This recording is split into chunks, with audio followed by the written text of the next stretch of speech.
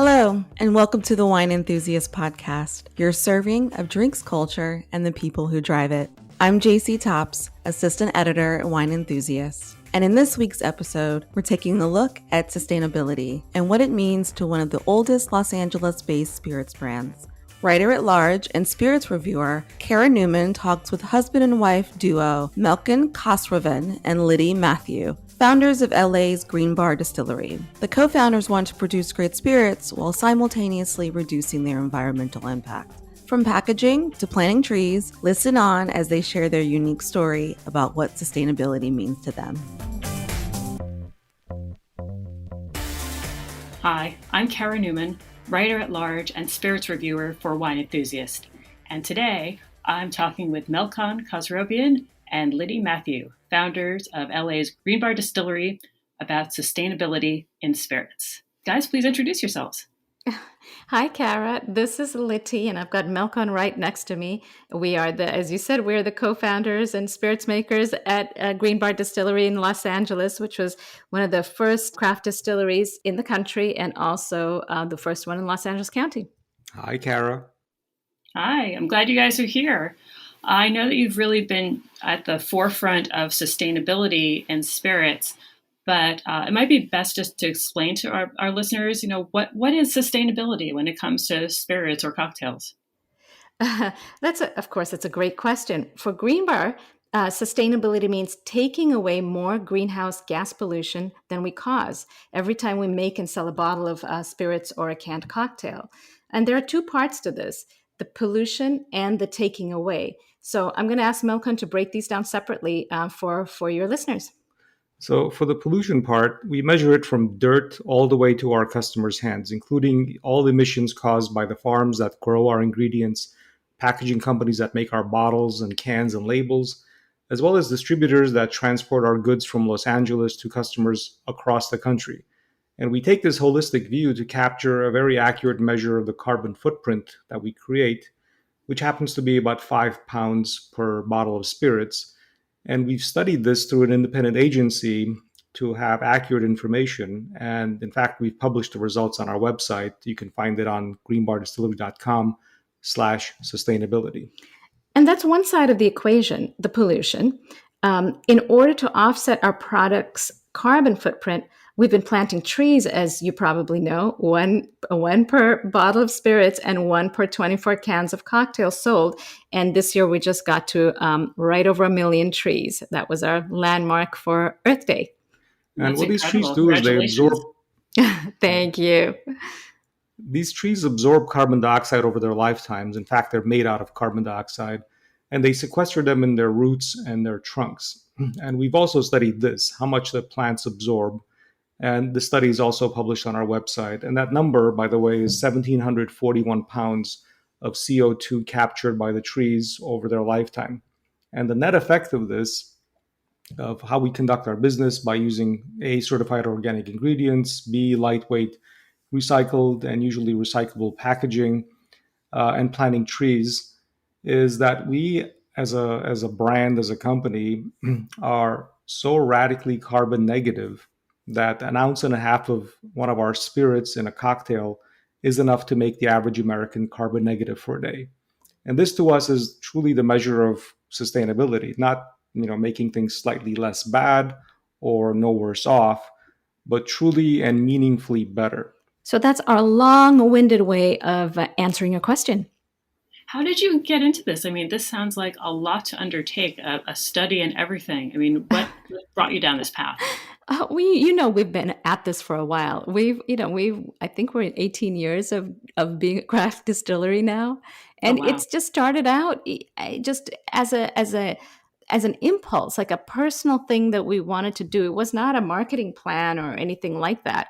It's just, so in the Armenian culture, like when you have a kid, it's common for the grandparents or family members to plant a tree. So we think of these bottles as our kids, and it was just a desire to every time we make and sell a bottle, we should plant a tree, and that's a good thing. Like we didn't even know what we were doing; it was just something we wanted to do. Yeah, and the process really began about 4 years after we started. We weren't always organic. It was just we kept chasing flavor, and we eventually discovered that organic ingredients had more flavor. So we switched to organic, and then we talked to the farmers that grew the ingredients and asked them, they were also switching to organic, but they were older. They were in their 60s and 70s. And we asked them, like, hey, why are you quite literally uprooting your farm? And they told us the story about how, many of them were, in the process of retiring and giving the farm to their kids. And, they had to clean up because the only way to keep farming was to keep the land clean. That inspired us to not just, use their ingredients for better flavor, but also to pursue something, on our end that was similar to them, to be sustainable. So we switched from, beautiful but very heavy bottles, pretty, but virgin paper labels, PVC capsules. So we changed our whole packaging to reflect what was on the inside. And then, as Litty said, both of our cultures plant trees. So we wanted to kind of, inspire others to do something beyond just whatever they happen to be doing. And that to us was tree planting. And then we, went around and told, our customers about all of our activities. And one after another, they kept asking, okay, this sounds cool, but what does it mean? What does it mean? How does it add up to something that means sustainability? And, a year after, we hired these two agencies to tell us what it meant. And what it meant was we had gone so overboard in trying to offset whatever we created that literally this ounce and a half of our spirits is enough to offset, the average American's carbon footprint per day. That's incredible. I like that. You needed to step back for a minute and say, what does this mean? Yeah. Quite literally, after doing all of it on impulse, I think had we done it, being entrepreneurs, we might have been tempted to offset, not as much.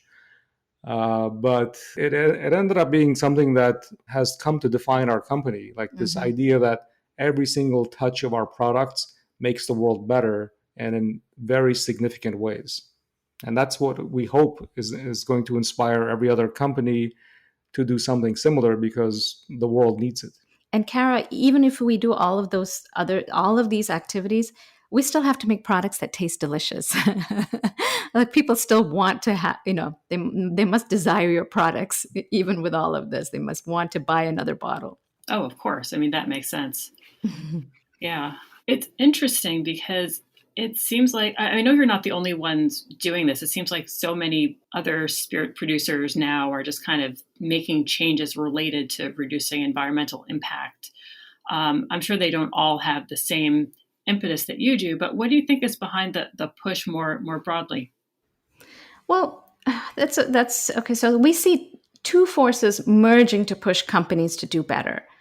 First, every year, we just have to look out the window. The environment gets visibly worse. The floods, droughts, fires, hurricanes. No air part of where we live is immune, right? Heat waves, and even those cold snaps, right?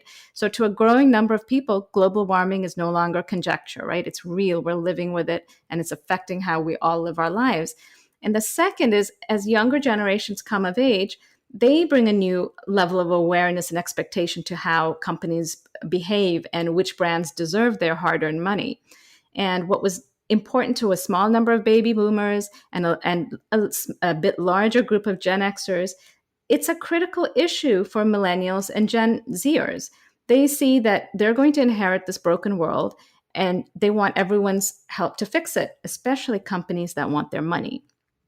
I think you're really onto something there. I mean, I definitely see as well that this pressure from millennials and Gen Z are really putting the screws to some companies. And they say, if we don't make these changes, no one's going to buy our product, or we'll be the subject of cancellation on social media. It's not always the most altruistic way. I feel like it's more stick than carrot in some ways. But, if it gets the job done, it gets the job done.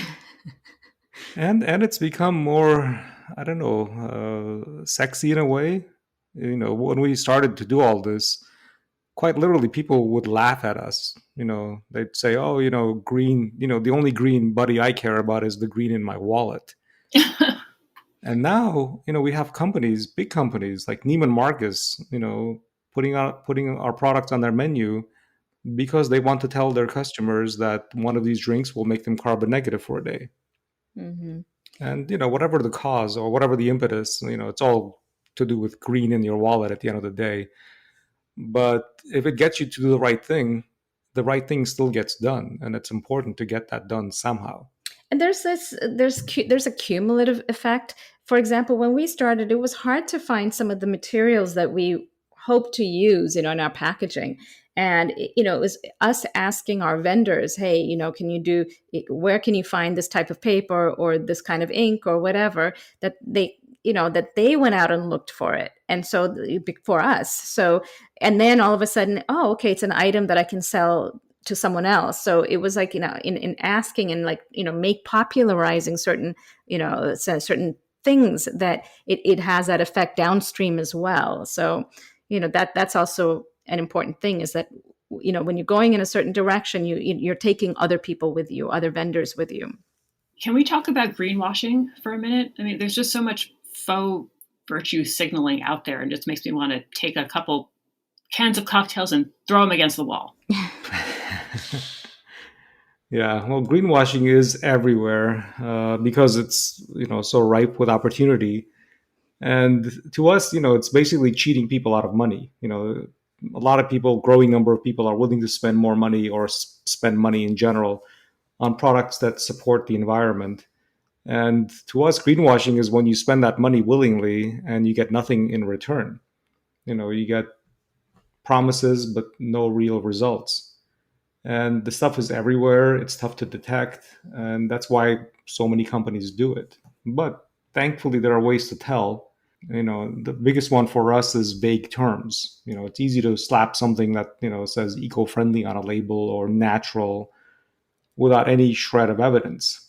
If you have one of these on your label, it's sort of easy to tell that it's not real because they won't have any evidence for it, like a USDA certification for organic, or maybe a list of ingredients that somehow support something being natural. If those aren't there, it's greenwashing to us. And then another one is like, cute packaging. A lot of companies have latched onto this idea of natural looking things, craft brown paper labels, kind of crayon colors, pretty pictures of stuff. But, it could mean, hey, it's coming from a local company that makes sustainable products, or it could be just clever manipulation. Always look for some evidence that the company did something to warrant that look. If it's just a look, it probably is greenwashing. If they have some evidence or they talk about something that, at least justifies that look, then it might be real. Okay, and then there's also the lying through omission. This is a big one because it's so easy to make small efforts look huge with facts and studies that distort what companies say with what they actually do. And I know that Melkon had a personal experience around the time when we first started making organic, our organic products. He ran into someone from another organic company who had just begun to tell the world that his company was carbon neutral. Now, this is hilarious. So, and we were so excited, like, oh my God, there's another company doing something like us. So when we met, we began to pepper him with questions. What did your life cycle analysis show was your biggest source of pollution? What did you do about it? All these kinds of questions, technical questions that we thought would be exciting to share and get his feedback. We were nerding out, in other words. Yeah.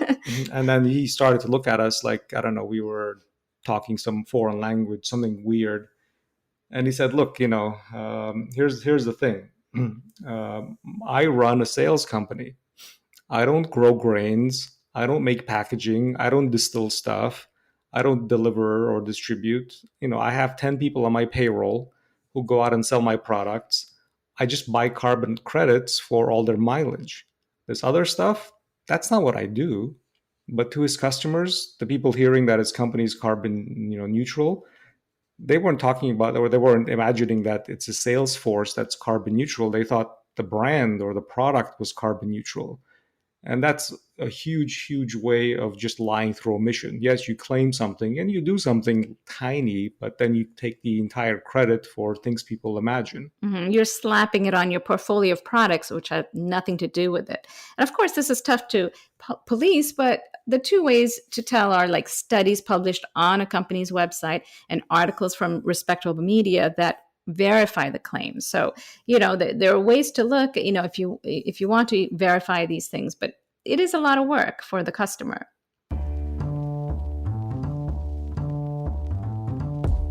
When you discover a new favorite bottle of Cabernet or Chardonnay at Total Wine & More, you'll discover a whole lot more, like the friendly smile of an expert ready to guide and help you find that perfect bottle, and the confidence of knowing you just found something special. So explore the wondrous selection and totally low prices at TotalWine.com, where you'll find what you love and love what you find. Drink responsibly. Be 21. I never really thought about the buying of carbon credits and doing nothing else. I mean, I guess it's better than nothing, but you see so many examples where you have people saying, well, we're buying carbon credits, but we're still going to package this liquid, which comes from, as far away as possible, a giant carbon footprint, an enormously heavy glass bottle, and then we'll just pretend everything is awesome. Yeah, that's the issue. I mean, it's great if that giant, beautiful bottle was something savable, like someone would actually, use it for something, for a secondary use. But the problem is that only happens once. So if they buy multiple, items, which is what you hope someone will do, then there's no way, it's all ending up in some trash somewhere. Amazing. I mean, I don't even know what to tell people to look for. I've heard of a lot of people going with B certification these days, but I feel like it's this big alphabet soup of different classifications. Yeah, B Corp is probably the most prevalent one, and it covers aspects of being environmentally friendly or socially responsible and economically responsible, kind of like as a certification of being a good company, like being a good guy. Thankfully, there are more and more people using this, and I think there are, I don't know, close to 200 beverage companies that are classified or certified as B Corp, including some companies out of Australia like Cape Byron Distilleries, Sipsmith out of England, O'Neill Vintners and Distillers out of California as a Class B certified company. It's general. It's better than nothing, but at least it gives you some measure that, oh my God, okay, something is being done. That's a good one. There's also cradle to cradle certification, which ensures that a product meets some sort of standard of the circular economy. Less waste, recyclability. There aren't any distilleries that have used this certification, but it's out there. Carbon Trust standard is also one that a lot of home goods companies use. This is one where companies try to achieve carbon neutrality over some period of time. So it's kind of a multi-year effort. Again, no distilleries are using that, but it's available. But beyond that, you're right. I mean, it is kind of a hodgepodge of certifications that covers one aspect of companies' operations or another one. But it's tough to, kind of connect the dots if you're the normal harried customer looking for, I don't know, something to buy that is, remotely responsible. So if you go to the store and you pick up a bottle, you're just finding organic isn't enough. I mean, I don't even know what people should be looking for. For us, like our instinct when we go grocery shopping or whatever is just naturally less packaging.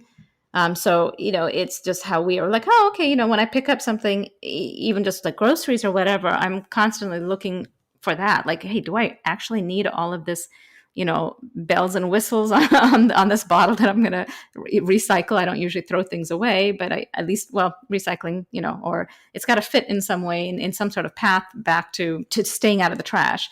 So it's more like the weight of something. Is there too much glossy packaging or using metals or things that are really hard once it's on something it won't recycle. So yeah, it's really just keeping an eye out, because you're right, there isn't such a big way to to know that. Obviously, using organic ingredients is helpful because the background of that is that you're leaving land and air and water cleaner, and that gets certified. There are people who go out and actually make sure that's for the most part correct. So that does help. But then yes, you can take a organic liquid or a food and then put it in this this blingy package. Blingy package that is just not helpful. Yeah, Carol, one of the things that really opened our eyes to reality versus our expectation was just where does your carbon footprint come from? And for us, and I think most distilleries are in the same boat, the vast majority is packaging and transportation. So if you're out in the store, as Litty said, look for something that is an economical package. It doesn't have to be, just bare bones. It could be pretty, but it doesn't have to weigh a ton. So weight is the biggest culprit, because transporting, and then retransporting that heavy bottle, for example, is the biggest culprit. So lightweight packaging is a huge contributor to having a less impact on the world. And then the thing you mentioned, the offset. If a company really wants to be sustainable, there's no way to do it just by using less. You'll just be, less wasting less of the resources of our planet. You have to somehow put it back to be sustainable, so that at least you go to, a carbon neutral, better yet, go carbon negative. All of these things take claims. So look for something on the label that says carbon neutral, carbon negative, because those have to be, verified somehow. And I'm sure there's going to be a study on a website that verifies that claim, that you can't just make it point blank. And that is also something that the media can help with. I know this interview will go a long way.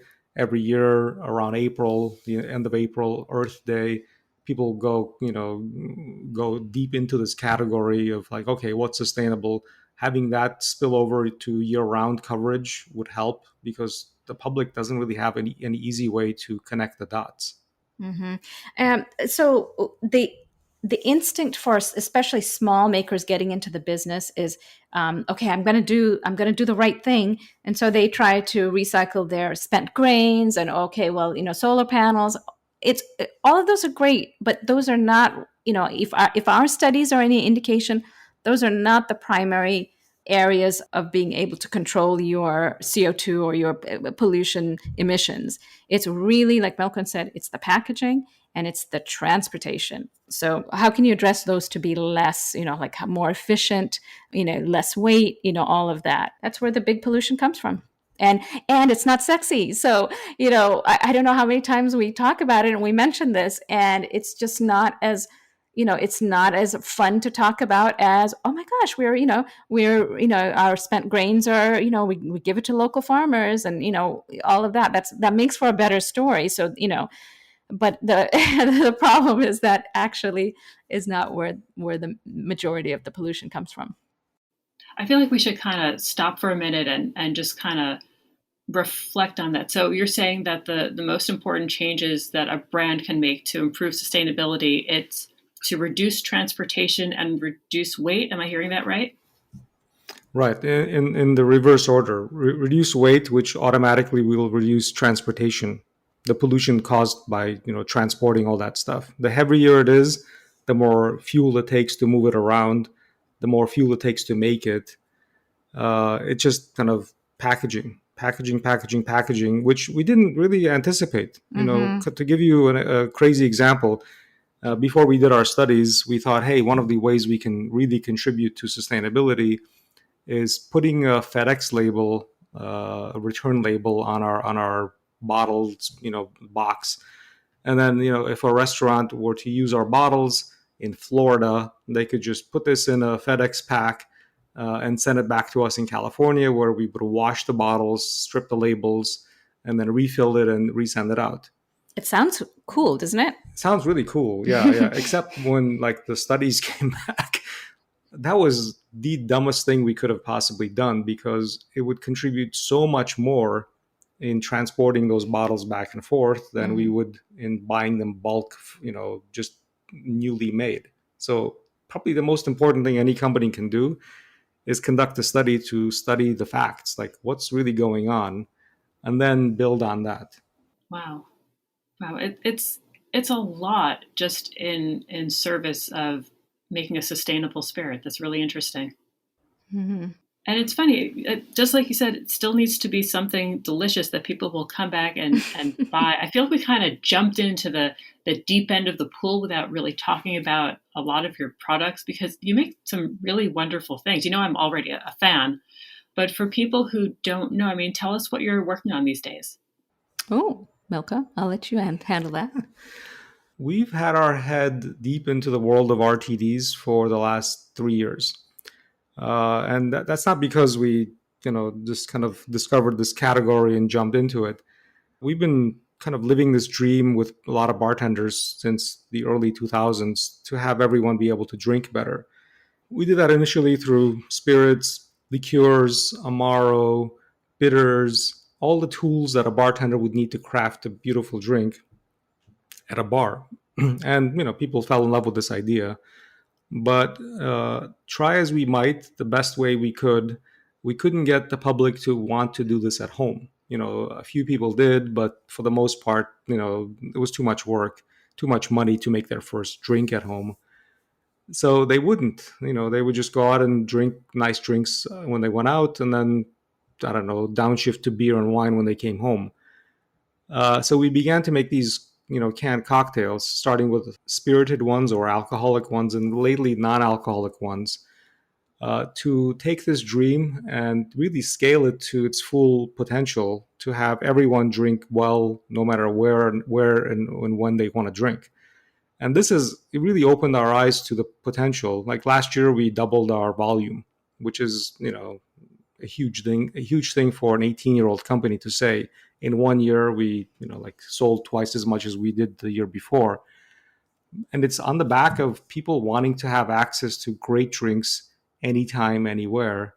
And that's really, kind of a testament to this long dream that we've, been working on with bartenders, to improve ingredients and make complex drinks available to everyone to have a good time with deliciousness. And do you want to tell Kara about the latest thing that's coming out of the Greenbar Kitchen Yes, canning line? Well, yesterday we canned our first unspritz, which is our spritz cocktail that is non-alcoholic. That's going to do very well. It's delicious. It's beautiful. It has the complexity of our alcoholic spritz, or the typical spritz people have at a restaurant, but with none of the consequences, none of the buzz. And that's one of the things we've kind of begun to appreciate, that people everywhere want a complex drink, a treat in a way, but they don't always want the alcohol.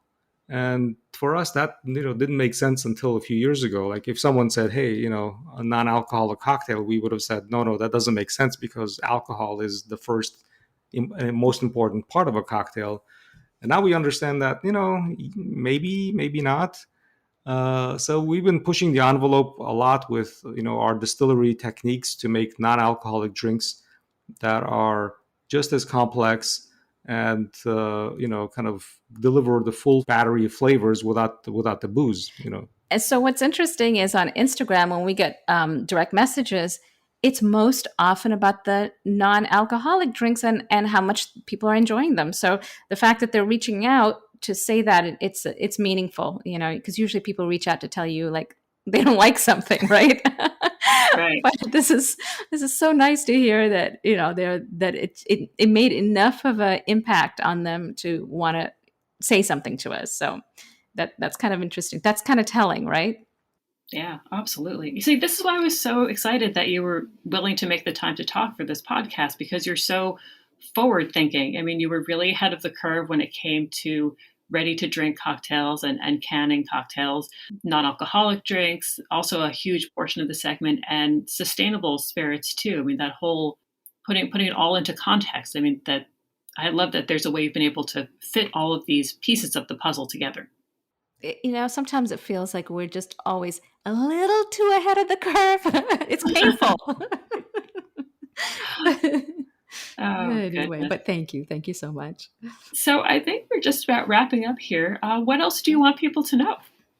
Oh, well, you asked so many great questions. Goodness, when you were so kind to let us blather on, because obviously this is near and dear to our hearts. We can talk forever about this stuff. So thank you. I think the last thing to share with your listeners is, hey, if you're in LA, our tasting room is reopened, and anyone who's really curious about how we make all of these things or wants to try them, come visit us. We're open on the weekends for tours and tastings, and you can see A to Z. I mean, there are no secrets. Everything is, visible, and you can try everything we make. Yeah, that's nice. Come visit. And we might even be there sometimes. You busy people. What's the neighborhood in LA where you are? We're in the arts district of downtown Los Angeles. It's pretty hip and happening. There's a lot of fun activities around the neighborhood, and good coffee shops and restaurants, and people out and about. Fantastic. Well, thank you so much for your time. Thank you, Melkon. Thank you, Litty. Thanks, Kara. Thanks, This was Kara. so much fun.